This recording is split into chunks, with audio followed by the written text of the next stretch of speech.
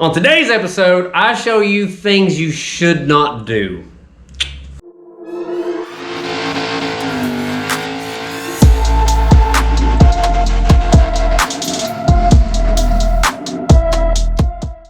Alright, so here's what I'm doing today. I am pulling out one piston at a time, so that way I can check the ring gap, because I'm not going to have time or the money really to get this thing under boost before No Name Nationals.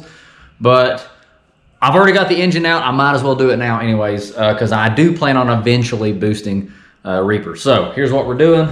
We've got one piston out. So now we're going to check the ring gap. All right, so we're going to take our ring. We're going to place it back in the cylinder. And it needs to be level and about an inch or so down in there. So a good way to do that, see if this is the right size. Nope, too big.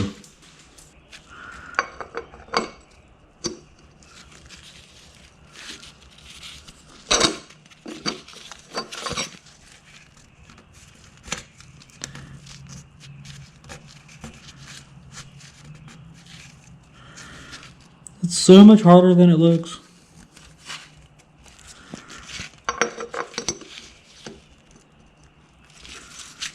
There we go. And now we need to stick a feeler gauge in there to see what our gap is. I just went to AutoZone and picked up one of these little feeler gauges.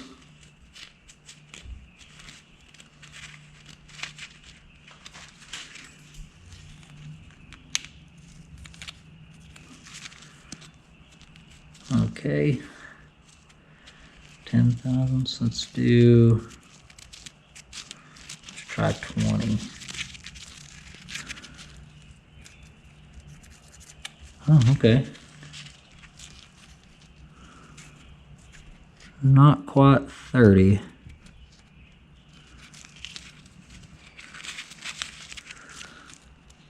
All right, so it looks like about 22 thousandths. So we're at about 22 thousandths of ring gap from the factory there.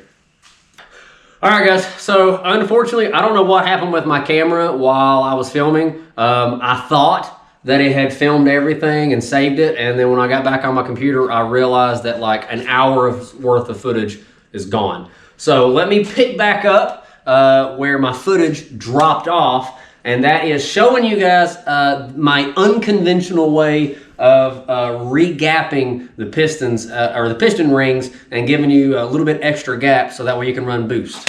So first off, we get my favorite tool in the entire shop. And that's my cutoff wheel. He does love it. He does. I've done more with this cutoff wheel than most people have like an entire shop.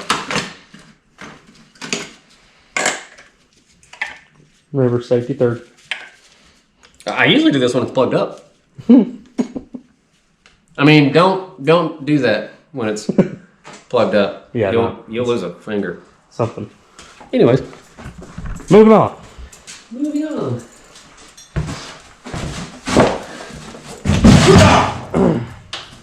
Y'all ever seen that old mechanic at the shop they named Lucky? He's got 3 fingers and 1 eye.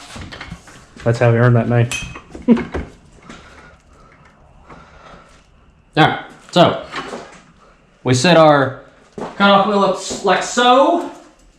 Let's see, I need another piston so I can use the piston rings. Come on. Let's see. That's the sound I'd like to hear. Anyways, so what I did in my last video that didn't record was I was showing you guys.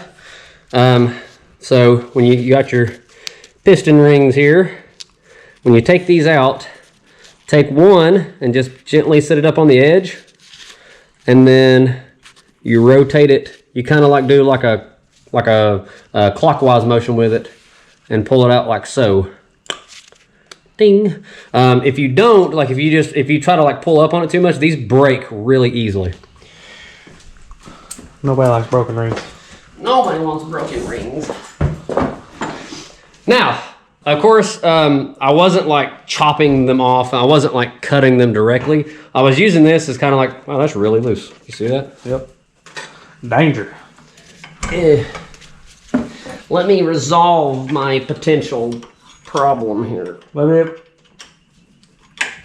On today's episode, I show you. Ah! Son of a bitch!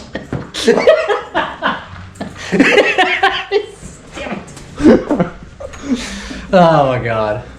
So what you'll do is like you'll simply slide your the gap of your piston ring in between this, and then you'll just very lightly, and when I say lightly, I mean incredibly lightly. You will just kind of touch the side of the piston ring to the cutoff wheel for just like a split second, like 1 Mississippi, 2 Mississippi, and then you'll go back and you'll put it back in the car, or put the piston ring back in the sleeve, and then recheck again. Do that. It may take you 3 or 4 times, but you don't want to over gap. So just gently touch it to it, and then put it back in the car and recheck it again.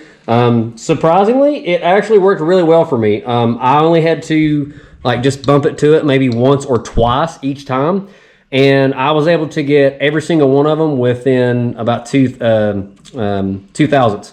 So I'll show you guys what that looks like real quick. Let me get some iPro. Remember, kids, safety third. And again, this is a very unconventional way of doing this, so like, don't really do this. Like, there's much better ways of doing this. I'm just showing you guys that this does work.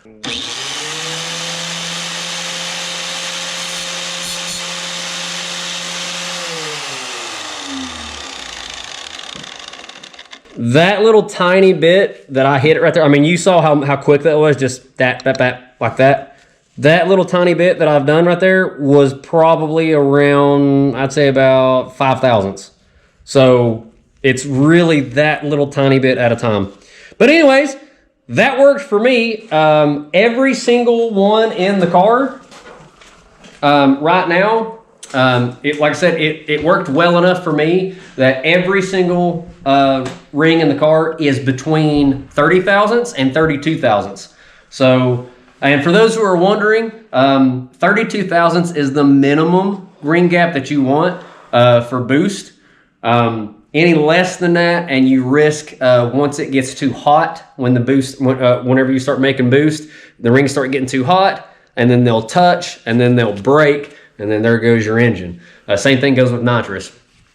Let me go ahead and go over a quick myth real quick too. A lot of people assume that you don't need to check your ring gap on stock vehicles. You're like, oh, well, you know, the vehicle's got 200,000 miles on it, so I'm sure the ring gap is good. Every single ring gap, or ring gap of every single ring, can be completely different, and that's how mine was. Mine varied everywhere from 20 thousandths, and 2 of my rings were already at 30 thousandths. So that was 10 thousandths difference between a couple of different rings. So there's a massive difference in ring gap between a lot of these different rings.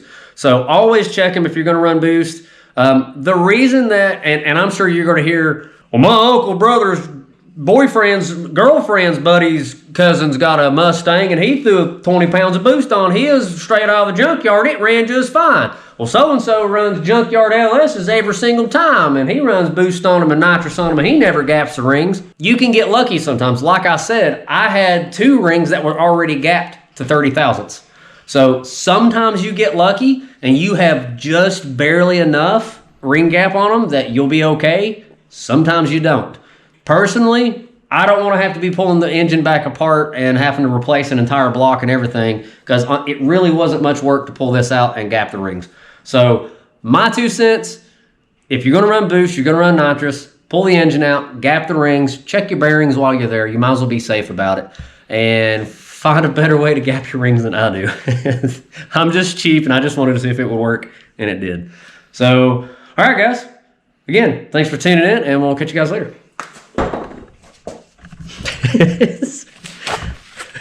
Ah!